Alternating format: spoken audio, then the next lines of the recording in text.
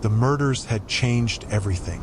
Cold Hollow, the quiet town where the only crime was a broken window or a lost cat, was suddenly a place tainted.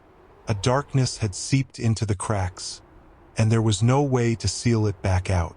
The air felt heavier now, like the sky itself was pressing down on them, holding them in a suffocating embrace. People stopped walking at night, doors were locked, and every creak of the floorboards sounded like a death sentence. The shadows were longer now, stretching across the streets as the days grew shorter, and they seemed to watch. Wait, 2 murders in 2 weeks, each more brutal, more chilling than the last. Jessica Green and Lily Hammond, each of them taken in violent, savage ways. And still no answers, no suspects, just a growing sense of unease, a suffocating fear that wrapped itself around every breath the townspeople took. It was as if the town itself had become a ghost, haunted by the fear of what might come next. The rumors started. Some said it was a drifter, a man who wandered into town, hungry, desperate, with nothing left to lose. Others whispered about a cult, hidden in the woods, sacrificing victims for some twisted, unholy ritual. There were those who spoke in hushed tones about the dark, ancient demon that had awakened beneath the earth, hungry for blood. But no one spoke louder than the stories about Father Abel, the old priest who had lost his wife years ago. He was a tall, gaunt man, with hollow cheeks and sharp eyes that never seemed to blink. His sermons grew more intense with each passing week. He spoke of fire, judgment, and sinners. His voice would rise, shaking with passion, as he warned of the coming storm, a storm that would sweep through the town and cleanse it with blood. "They'll pay for their sins," he would say, his eyes scanning the crowd, always lingering just a moment too long on the quietest faces. His words sent a chill through the congregation, especially when he looked at the children. The way he looked at them, the people had begun to wonder, was he just a grieving widower, lost in his own torment, or had he become something darker? Had he lost himself to the whispers of his own madness? But there were other suspects. Blake, the high school janitor, a strange man with a limp and eyes that lingered too long on the children he cleaned up after. He had always been a bit off, always a little too quiet, a little too strange. There was something unsettling about the way he stared, like he was always watching, always calculating. And when the children were out of sight, when the halls were empty, he could be seen loitering around the janitor's closet, his hands trembling, his face pale. Then there was Lucy, the librarian, the quiet woman who never left the little bookstore. She stayed there late into the night, and sometimes, when you passed by, you could see the glow of light coming from the basement window, even though the rest of the town was asleep. What was she doing down there in the dark, all alone, underneath the earth?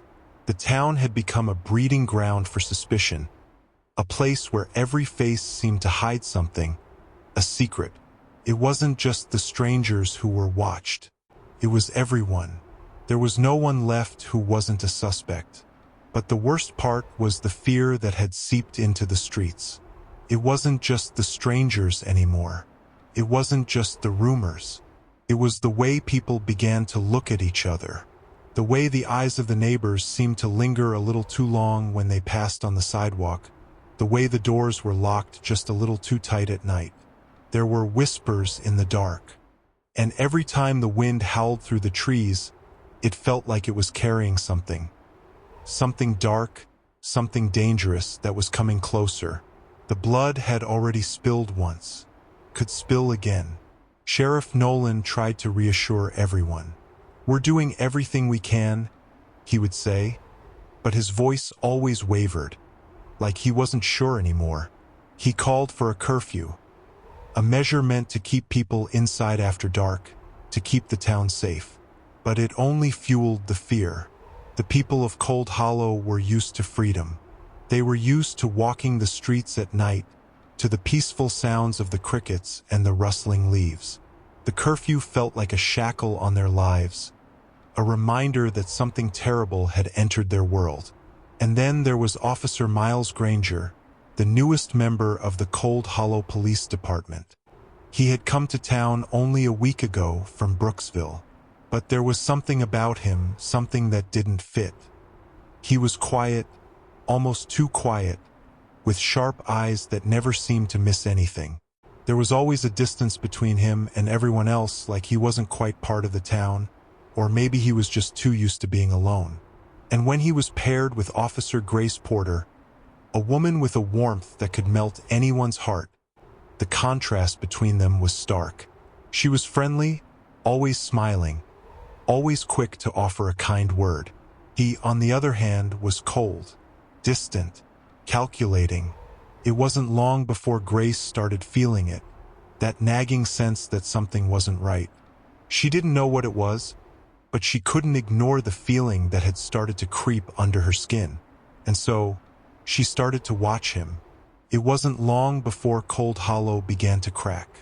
The rumors would only grow from here, but the truth was buried somewhere, deep in the heart of the town, beneath the fog and the shadows. No one knew it yet, but the town's fate had already been sealed. The cracks in Cold Hollow had started, and there was no going back.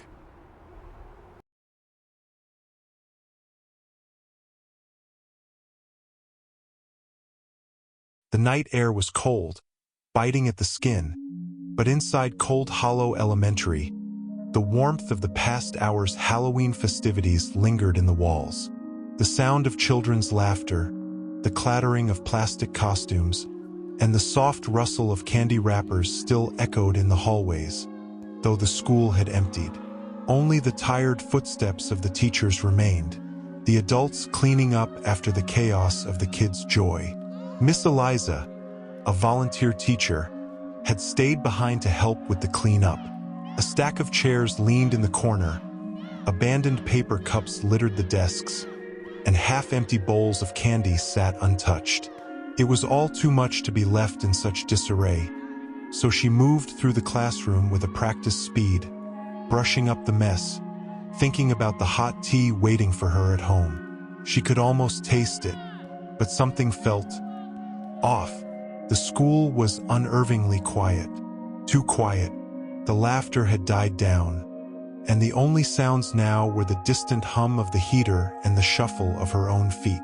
Eliza straightened, wiping a drop of sweat from her brow, and glanced at the clock. It was late, too late for anyone else to be around. As she started gathering the last of the paper streamers from the bulletin board, a sound broke the silence. A giggle, faint, childish, but unmistakable. Eliza froze. Her heart skipped a beat. She turned toward the sound, but there was nothing there. The hallway was empty. Another giggle, this time closer. She squinted, her breath catching in her throat. She felt that growing knot of unease tightening in her stomach. The hairs on her neck stood on end. "Hello!" Her voice cracked slightly, betraying her nerves. "Is someone there?" But there was no answer. Suddenly, the flickering of the fluorescent lights above her head caught her attention. A stuttering hum followed, casting strange, jerky shadows across the room. She glanced at the door, instinctively pulling her sweater tighter around her. Then the temperature dropped. It wasn't just the chill of a fall evening creeping through the windows. No, this was something darker. The air felt thicker, the atmosphere heavy. The sound of her own breathing seemed too loud, too sharp. Thud, a muffled sound from behind her. Eliza's breath caught in her chest. The world seemed to slow. She spun on her heel, eyes wide, hands trembling as they reached for the desk beside her. And then, the door slammed shut with a deafening bang. The classroom was plunged into complete darkness. Her pulse hammered in her ears. Her skin prickled with a coldness that spread deep into her bones. "Eliza?" A voice rasped. It wasn't a child's voice. It was deep, low, unnatural. She whirled around, heart pounding, but all she saw were shadows dancing in the corners of the room, stretching in the dark. The faintest whisper echoed, but it wasn't clear, just a jagged blur of sound. Crash. A sharp, violent sound. Eliza stumbled backward, slamming into the desk behind her. The blood surged in her ears, her breath growing ragged. Suddenly, a dark figure appeared in the doorway. It was massive, filling the frame with its presence, its silhouette looming. The figure was all black, like it was woven from the darkness itself. Eliza's pulse quickened, her vision blurred. No eyes, no face, just darkness. She screamed, stumbling backward, her legs tangling in the chairs. She flung one toward the shadowy figure, but it passed through the air, missing its mark, crashing against the wall. The killer was already moving toward her. She ran. Her heels slipped on the floor as she bolted toward the exit, but her legs were weak, trembling. The figure followed, too fast, too quiet. A hand reached out, grasping her hair, jerking her head back. Pain exploded at her scalp. "Eliza!" The voice murmured again, a low growl. The classroom door had been shut tight. She couldn't escape. She struggled, kicking, twisting, but it was futile. The grip tightened, pulling her into the center of the room. She tried to scream, but only a strangled sound escaped her throat. The killer threw her to the floor, and she felt the hard impact of the tiles against her back. Her breath rushed out of her in a gasp. Her chest burned. The figure loomed over her. She could feel its heavy breath, and she tasted the sour, metallic scent of sweat and blood in the air. Her hand flew to the desk, searching, grasping, until her fingers touched something. A paper cutter. Her last hope. She tried to reach for it, but the figure was faster. It pressed down on her shoulders, pinning her to the ground, and Eliza's scream caught in her throat as the cold, sharp blade of the cutter scraped against her skin. One swift motion. Her throat was sliced open, the blood bursting from the wound in hot, thick streams. The world around her spun as she gasped for air that wouldn't come. The pain was unbearable, but worse was the sound. The sound of blood gurgling in her throat, spilling across the floor, dripping from her lips as she tried to scream. The classroom walls, the once bright whiteboard, became stained in an instant. Red streaks splashed across the board. Her blood smeared across the surface, soaking into the white fabric of the room. And then, in shaky, slanted letters, the words appeared, as if written by her very blood. "Whispers should be silent."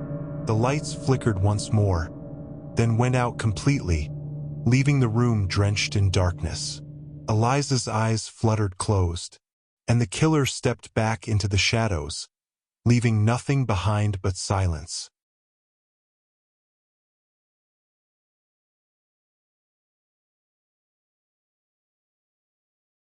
The shadows of Cold Hollow had grown longer in the past weeks, stretching across the town like a growing darkness, and now even the days felt cursed. Grace Porter could feel it, the unease, the constant prickle at the back of her neck. She'd been with the department long enough to know when something wasn't right, and this was more than just random violence. The murders were no accident. There was something calculated, something deliberate about each one. The killer wasn't just randomly picking victims. He was studying them, planning, waiting for the perfect moment to strike. She stayed up nights, poring over case files, looking for any connection, any lead. But all she found were more dead ends. The victims were too different from each other. They didn't belong in the same narrative. The town didn't make sense anymore. Cold Hollow had always been the kind of place where you knew everyone's name, where crime was a rare thing and danger felt like a story told around a campfire. Now, It felt like the town had been flipped inside out, every familiar face hiding a secret. But something about it all, something felt like a trap. Grace couldn't sleep. When she closed her eyes, the images from the crime scenes danced in her head.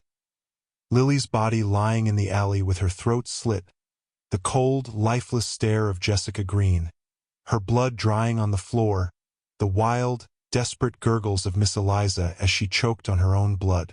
Grace shook her head to clear the images. She had to keep going. This wasn't the time to fall apart. She leaned over her desk, staring at the latest report. The details of the previous murders blurred in her mind as she sifted through the paperwork. But there was something, a pattern, a faint but persistent thread running through everything. She couldn't explain it, but she could feel it tightening, coiling around her. Then she saw it. It was a small detail, easy to miss, buried in a file from the first murder. A boot print, just a faint mark in the dirt, something almost imperceptible. But then she saw it again in the second and third crime scenes, and she felt the chill crawl up her spine. It was a specific type of boot, one used by law enforcement. The pieces of the puzzle suddenly clicked. A cop. The killer was a cop. Or at least someone connected to the department. She went cold, the room around her narrowing as her pulse picked up. She had spent years working beside the men and women of the department. She knew them all, their flaws, their strengths, their habits. But this was different. She didn't want to believe it, but the evidence was staring back at her. The print, the position of the bodies, the strange sense of familiarity each crime scene had. And then there was Miles Granger. First, she'd brushed him off. A quiet, calculating officer. But as the days went by, as the murders piled up, she began to notice something in his mannerisms. An eerie detachment. He never seemed rattled, never showed emotion when discussing the cases. He'd just nod, offer a few curt words, and move on, always too calm. The way he watched people, the way his gaze lingered just a little too long, made Grace uneasy.